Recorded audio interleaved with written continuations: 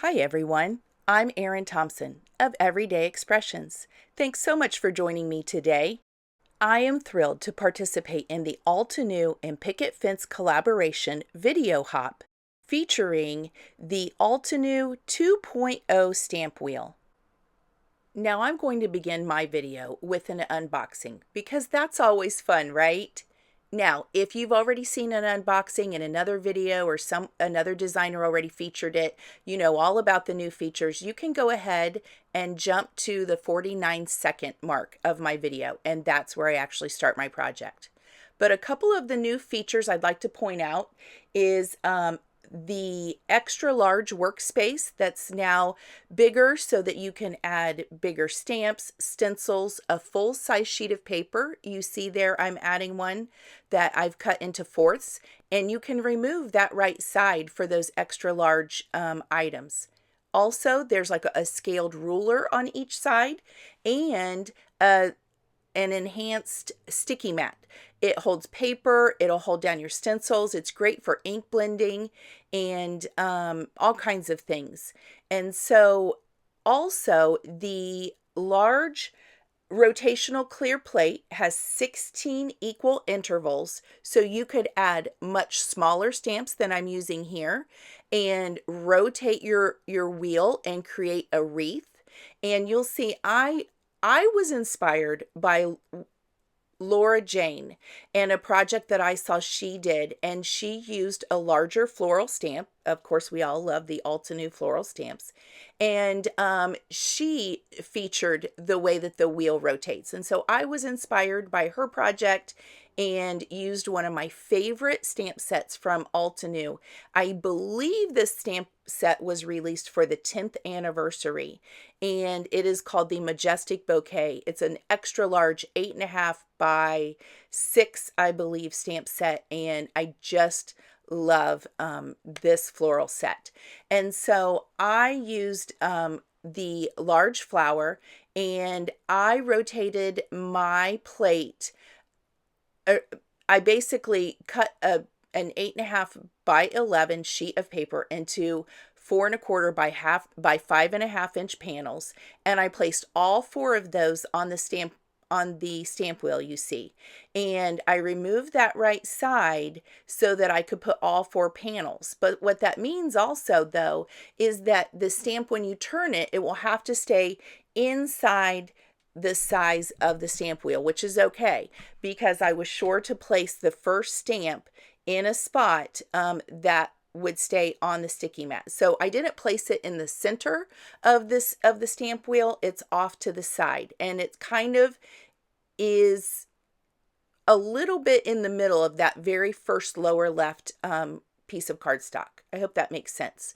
So I position my stamp, and then what I do is to stamp all the other 3, I rotate it 1/4 of the way. So instead of 16 intervals, basically think of it as into fourths. And so I always try to begin with the stamp wheel. I don't know if you can see that hole in the very top of it. That's my position number 1.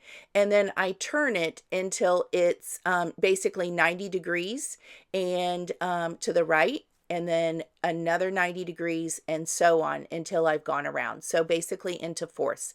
And that's how I always know where the position is by where that punched out circle is in the top. So you saw I stamped the large flower, and then I used a mask that I actually had in the stamp set and that I had created previously. It's well used, and I covered up the original stamp, and then I positioned the 3 leaves, and I went around in the wreath and stamped the leaves on everything. So now I'm beginning all of the layers. I love that you can position each layer and flip the mat over to pick it up. You flip it back. It's literally like a 180-degree flip, and you can ink up your stamp and then flip it back over 180 degrees, and it perfectly locks into place each time to get that stamp. So now what you see, I kind of used a different technique. I really like using two different colors on a large flower, and that's what I wanted to try here. So you see I began with a light yellow. I believe it was Citrus Burst, and I just went around one part of that first stamp and flipped it over, stamped that part. And what you see I'm doing with that lint-free rag is I'm kind of tapping off some of the ink so it's not a perfectly kind of straight edge, and it softens it so it more nicely blends in with the next layer that we're going to put in there. So that's why you see me doing that with that lint-free towel. I stamped the yellow on both of those, on the two bottom ones, and then I stamped a light corally orange color. And then on the top, I stamped first a very pale pink, and then I'm going in with, I believe that's Lilac Fields or a soft purple. So you can pick whatever colors you like. One suggestion I have is using colors that are next to each other on the color wheel. They call that analogous colors, and you can never go wrong. They'll always look great together. And if you pull out an Altenew set of inks, one set of yellows, one set of oranges or corals, and then a set of pinks and purples, you know that they're going to look fantastic together. And that's exactly what I did. So I'm showing you at first how I moved. See, you can see I moved it 90 degrees, and the punched out circle is at the right, and I stamp that down. And the reason that I'm really making sure that I get the whole stamp is because it's very large, and that's a little bit more of the solid base color. So I want to make sure that I get every little bit of that ink off of the stamp. So definitely use something that you can press down a lot, but it's not too much. It looks more like in this video like I'm really shoving it down, but it's just to make sure that I get all of the ink off of the stamp. Now I've moved on to a darker color, yellow. I may have even used a little bit of a corally color in there, just to add a little bit of depth and dimension to the yellow layer. This is, as I'm going through, it's easy to line up the stamps and then grab it with the stamp positioning tool. So I'm not going to show you every single layer, but you can see there I am softening the edges and how I move and position the stamp tool. But you didn't need to see there's several layers in this flower. So I'm not going to show every single stamp, but I'll show you every layer and kind of the colors that I'm using. I go through darker yellows, the darker oranges, pinks and purples. I think this came out so pretty. I love this flower when it's done. And I really like this effect of using two colors. I think it's a much more kind of dramatic effect.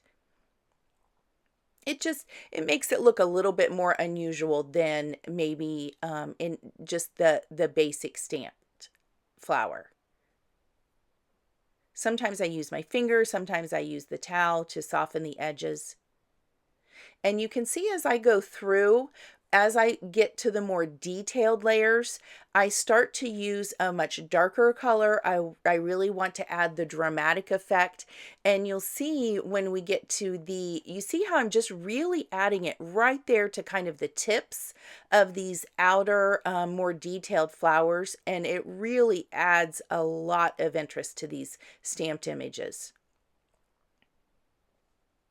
You kind of keep it right there on the edges. See, I kind of turn my stamp pad to like a 45-degree angle and really just take it around that outer edge and just get the tips of the petals.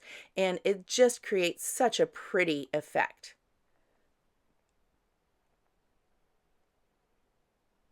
I'm using some of my favorite pinks here. It's the collection that, and I can't remember the name of it, but I think it's got Pinkalicious and Razzleberry in it. Just a gorgeous set of pinks. And you see it's right there on those detailed tips of the petals.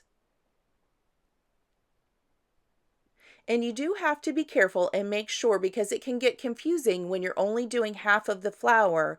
You have to remember which side of the flower you're working on. So there, it's the top. So when I flip it 180 degrees, it's going to be the bottom part of the flower as I'm inking. And then when I flip it back up, it becomes the top. So you do have to kind of pay attention and ask me how I know. Yes, I had to start over.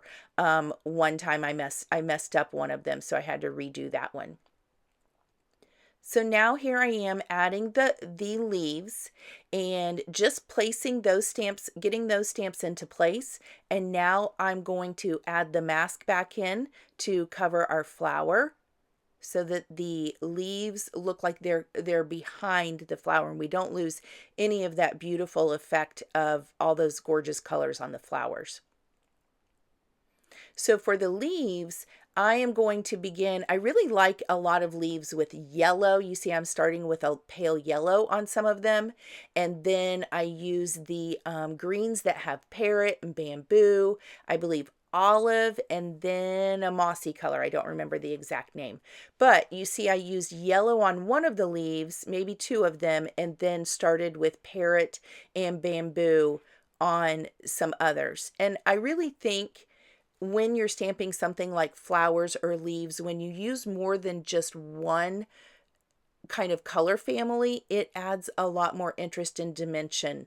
And I love a leaf with a little bit of yellow in it. And that's also why I chose the yellow-green colors of the parrot and bamboo and so on. But then added in that little bit of yellow from that citrus burst. And basically you can see it's the same process for the leaves as I did for the flowers.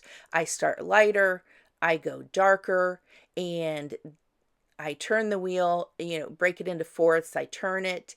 And the good news is because where we placed that very first flower and where I was sure I placed the leaves so that they weren't hitting the edge or kind of going off of the mat, everything works and everything gets stamped perfectly using the wheel. So here on the leaves, you can see also I soften the edges just like I did with the flowers. I will stamp it once in maybe even a solid color, and then I go back in and maybe add in a little bit more interest with stamping with a much darker color. Just there you see on kind of the outside edges. And that's another trick I have here for you to add a lot of interest. Not only do we have the layers of the stamp that add shading and depth that way, but also look at that, how we're adding a lot of depth and dimension by taking a much darker color and just going on the outside of those solid stamps. It just takes it to a whole other level. It makes it look truly like a piece of art. It's one of my favorite things to do. And because we can use the stamp wheel, we know it's going to be a perfect stamp every single time. And probably one of the most important things is just on this card is to remember to move your mask to each flower before you stamp those leaves. I almost stamped a couple of times without moving that. So you'll just want to make sure you do that. How pretty do those flowers and leaves look? I just love it. Now we've got all of that done. These are just the teeny tiny little stamps that stamp the middle of the flower. I use darker colors for this. I think there's like 2 or 3 stamps for that even. It's a very detailed stamp set. So you can see I use like a dark orange for the middle of the warmer flowers. And then I think I used a dark pink and purple for the middle of the cool colored flowers.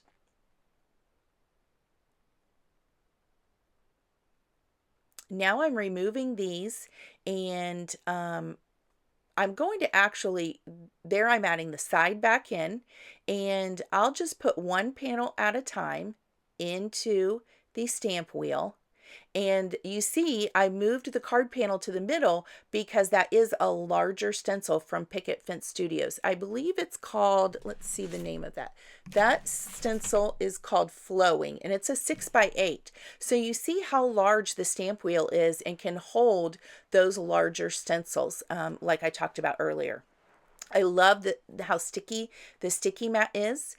And when you need to clean some of the ink, you see when I'm ink blending, I'm off of the card panel onto the sticky mat, and then I blend the ink on. And that's no problem. Your sticky mat may get stained a little bit from certain ink colors, but it's okay. It does not affect it.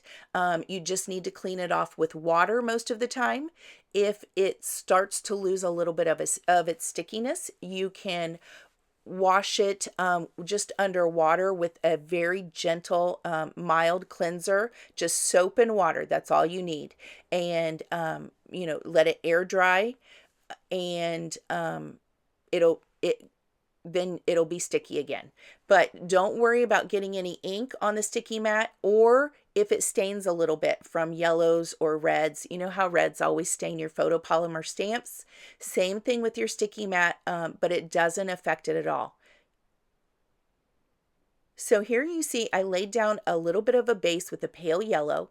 Then I added my stencil over top, and now I'm going with and blended with yellows. And now I'm adding just a little bit of green here, just a little bit more interest over the stencil. And because our flower is a warm color, it's got yellows and oranges and the green leaves. If I accidentally ink blend a little bit into my flower, it's not going to look bad. And there we go. Isn't that so pretty? I love to use a stencil and ink blend on a card panel like that. So now for this one, you'll see I'm using some of my favorite blues. And I start with a little bit of a base color, and then I add the stencil back over it. Don't forget, if you're using warm colors like I did, you'll want to rinse off your stencil first before you start ink blending again with your blues, just because it's a cool color now. You don't want to create green there if you wanted the blue. So rinse off your stencil, dry it off, and now we're good to go. Something else I don't know if you noticed, because the card panels were not right in the middle of the stamp wheel when we turned the wheel, as you go, each flower will be in a different position. And so some of them, like this one, is actually cut off and a little bit off of this panel. You see a little bit of another flower, the leaves coming in at the bottom there. And then as you turn it, each flower is going to be in a different position. And that was something else that I loved in Laura Jane's video. Isn't it funny how we're all inspired by different designers? And I love Laura Jane's work. So Laura Jane, if you watch this, kudos to you, girl. I love you. So that's what I loved about hers. Was at first I had to look at it and I thought, oh, that's all because of the stamp wheel and how we're turning it. So that definitely inspired me. And I love that you look at your card now and how each flower is in a different position, and where are we going to put our sentiment? Where am I inking for this ink blending and the stencil? And I like that each card, it's easy. We're creating 4 cards easily, but each one is very unique. So one suggestion I have, one of my favorite gifts to give for a birthday or holidays, is to create a set of cards for someone. And how easy would it be to do 4 cards like this, and then create 4 more cards with maybe a different sentiment, and there you go. You've got 8 cards that were pretty easy to do, and they kind of are all along the same style, and but super simple to do using the stamp wheel. I think that would be a fantastic gift. One of my favorite things to give. So here I am, I'm going back in with just a little bit more blue to soften the look of the stencil. And knowing that, in my mind, I'm looking at this and I'm thinking about where this sentiment is going to go. So I think this is the card that I turn, and the flower is at the top, and you'll see the sentiment when we get there is at the bottom. And I really like how this card comes out. I decided it needed a little bit more drama, so there we are with a little bit of a darker blue.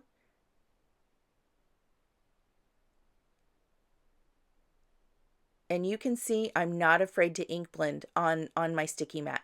It comes clean. I just used water. I didn't even have to clean it off with soap and water. It cleaned up perfectly, no problem.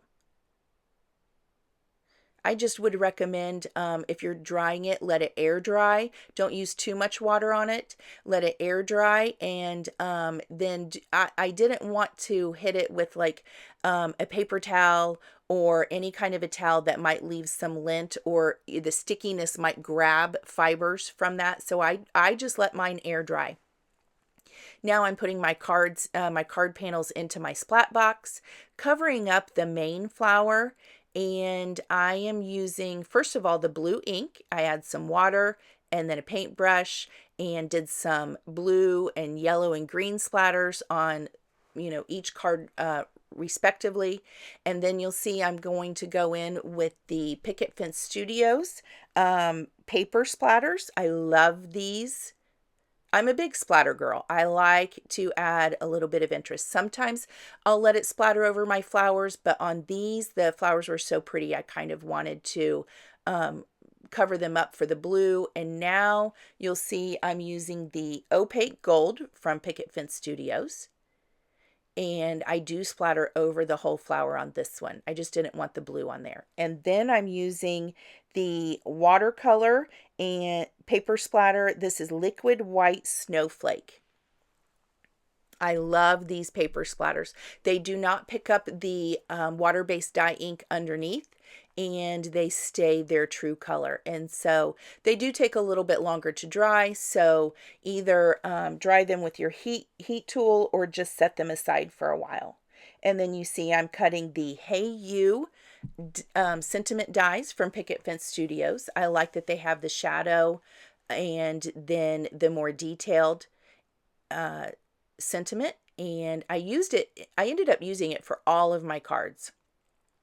Then I decided that some of these needed a little bit more something. And so I used my anti-static tool and I'm stamping it with some more leaves and then using the Altenew gold embossing powder. So I used my mask again. And I think this is the outline. Yes, the outline of the leaf. And I thought this gold embossing would just be a really pretty detail since I used that opaque gold splatter. And now you'll see in a moment, I add another leaf to the bottom there. So we're going to heat set that. How pretty is that? Doesn't that look so pretty right there? It just adds a little bit something more. You don't have to do that. And then you see I added one at the bottom, and I didn't do it for every card. I think it was more where there was a little bit more white space. I added those heat embossed details. I used my stamp wheel to position a small sentiment from the stamp set before I added the die cuts. And then to finish the card, I just added some foam tape to the back of this panel, adhered to my card base, and then added a few Altenew gold sequins to finish each of the cards. And there you have it. Thank you so much for joining me today. And don't forget to hop along with all of the other designers from Altenew and Picket Fence Studios. And leave kind comments along the way for your chance to win over $300 in giveaways from both companies. I would love it if you would give this video a thumbs up, and if you don't already subscribe, please do so and then click notifications, and then you'll know every time I have a new video posted. Thanks again, everyone. Take care. Bye-bye.